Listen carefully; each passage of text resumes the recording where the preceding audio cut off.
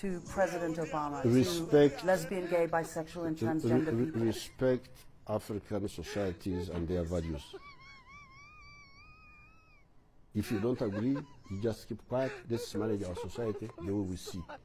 If we are wrong, we shall find out by ourselves. Just the way we don't interfere with yours. Do you personally dislike homosexuals? Of course, they are disgusting. What sort of people are they? How can you go? I never knew what they were doing. That's how I've been told recently that what they do is terrible, disgusting. One of the major issues, and it's a holdover from sort of colonial Victorian, is the issue of sexual preference in many African countries. In Kenya, to be gay, the LGBT community is illegal. They just want to have equal rights, the same privacy and equality as all other Kenyans do. Is that something that you aspire to for your country? I want to be very clear, Christiana. I will not engage in a subject that is of no, it is not of any major importance to the people and the Republic of Kenya. This is not an issue, as you would want to put it, of human rights. This is an issue of society, of our own base as a culture, as a people, regardless of which community you come from. This is not acceptable. This is not agreeable. This is not about Uhuru Kenyatta saying yes or no. This is an issue that the people of Kenya themselves, who have bestowed upon themselves a constitution, right, after several years, have clearly stated that this is not a subject that they are willing to engage in, yeah? For want of a better word, gay rights, the overturning of laws against homosexuality. Can you promise me today that you will do that? I'm a constitutionalist. The current provision in the Constitution forbids same-sex marriages and uphold that until that issue in our country is not an issue of the political party. Not same-sex marriage, I'm talking about same-sex relationships. Never mind, we can put marriage to such. I'm talking about same sexual activity. In our current constitution, it is banned. Are you going to lead a campaign?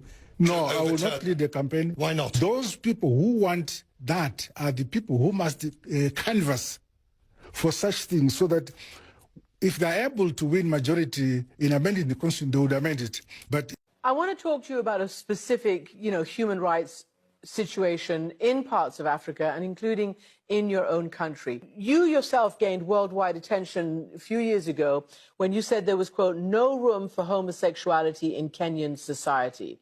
I want to know whether you still stand by that. We have Kenyan law, we have Kenyan constitution, we have our tradition, we have our customs. We will continue to respect other people's customs as they respect our customs and our tradition. We are saying no to homosexuality. Why should you say we're going to be civilized if we only allow it? Are you saying we are very primitive now because we are frowning upon homosexuality? Even animals don't do it. Why should we be forced to do it because we want to be seen to be smart, to be seen to be civilized and advanced and so on?